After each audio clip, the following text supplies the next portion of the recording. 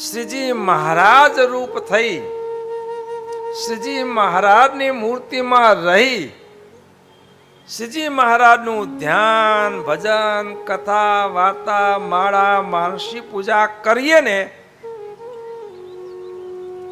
તો એવા ને એવા પુરુષોત્તમ તો બનાયા અને મૂર્તિ માં રાખ્યા.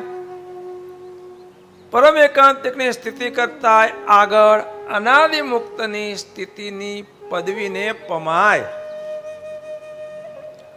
પરમ એકાંતિકને સન્મુખ દર્શન, એક અંગનું દર્શન, વારાફરતી નેત્ર ભ્રકુટી જે કઈ આવે વારાફર દર્શન થયા કરે. અનાદિ મુક્તની સ્થિતિમાં સળંગ મૂર્તિનું દર્શન, અને તે પણ મૂર્તિમાં રહીને મૂર્તિને જોવાની.